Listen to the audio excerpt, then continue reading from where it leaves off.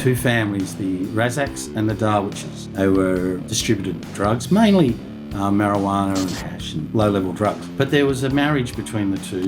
One of the Darwiches married a Razzak, which soured. Yalla, yalla, clip it! In excess of 100 rounds entered the home and murdered these two people. Then you saw a 9-year war which saw some of the most ferocious shootings and public shootings that have ever been witnessed in Sydney. Get on the ground! On the ground! On the ground! On the ground! Get hands on! Get back! You mentioned that, that there were these two families, the Razzaks and the Darwiches, and they were into drug running, low-level drugs, cannabis. In my mind, it doesn't seem like the kind of drug that will be potentially very profitable, but it is. But it is. It's enormously profitable.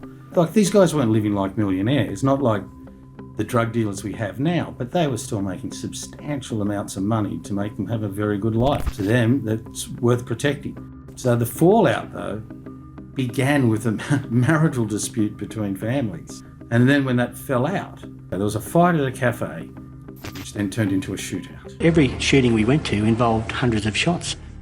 We probably captured the best part of 2,000 to 3,000 cartridges. And from there it escalated in an ongoing war that went for about 9 years. These guys would just cease on it, start opening fire consistently in public. One of the guys was executed outside or very near the Lakemba Mosque. Another one at a service station. There was a woman and couple killed in a house that was sprayed with about 60 bullets. Bang, bang, bang, bang, bang. It was just like, oh my God. And then you could hear the police saying, get down, get down. In excess of 100 rounds entered the home and murdered these two people. Were members of the public, completely unrelated? It must have been terrifying for them. I mean, that's just not the kind of thing that you expect to see in Australia. No, it was about ego, it was about reputation. To actually see open shooting, like Wild West shooting, was something that Sydney wasn't really used to.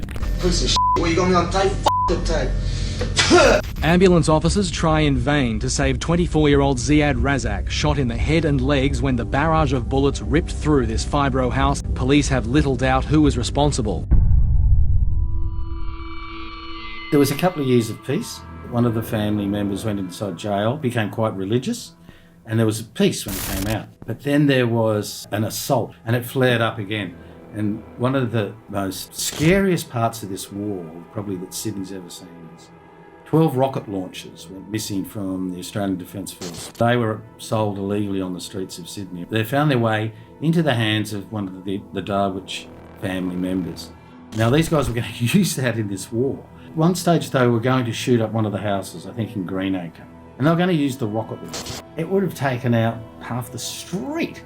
So that's the sort of war we were talking about, and the mentality that we're talking about that was hit there on Sydney streets.